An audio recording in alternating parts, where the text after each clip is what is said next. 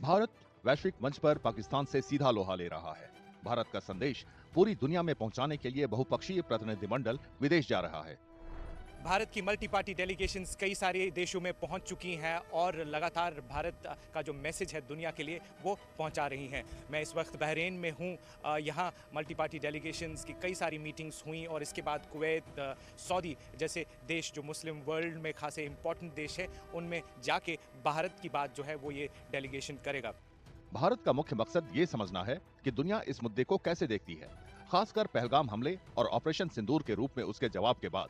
भारत दुनिया को बताना चाहता है कि ये दो देशों की लड़ाई नहीं बल्कि वैश्विक आतंकवाद का मुद्दा है।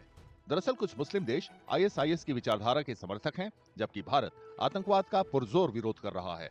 There is no difference between these terrorist organizations in Pakistan and the ISIS Takfiri ideology. This we must remember. This is a menace to the whole humankind, and we have to put an end to it because they have used religion to justify killing of people, and the whole world knows that Islam has condemned terrorism. Quran has categorically stated that killing of one innocent person.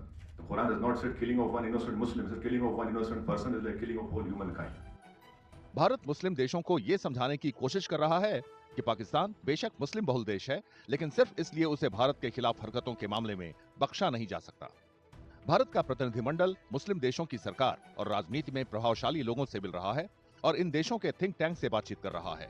सदस्य इन देशों में रहने वाले भारतीयों से भी बात कर रहे हैं ताकि आतंकवाद के खिलाफ एक राय बनाई जा सके। The Prime Minister has made it very clear. We will have talks only on two issues because they have been illegally occupying. You know, when we got independent, the different parts went to different countries, Pakistan, India, and the British put up a system. By that system, Jammu and Kashmir signed and came to us, and Pakistan illegally occupied. And we've been having talks ever since, and war, and talk, and war, and terrorist attacks. So we will have talks only on two issues with Pakistan: that return of Pakistan occupied Kashmir and stop of terrorism. Now, if they, they know what to do to get us to respond. They have to take action on the terrorists who are openly operating on their soil. बातचीत और बैठकों के जरिए भारतीय प्रतिनिधिमंडल का मकसद ये समझाना है कि गल्फ कोऑपरेशन काउंसिल के कुछ अहम सदस्य भारत के नजरिए को कैसे देख रहे हैं।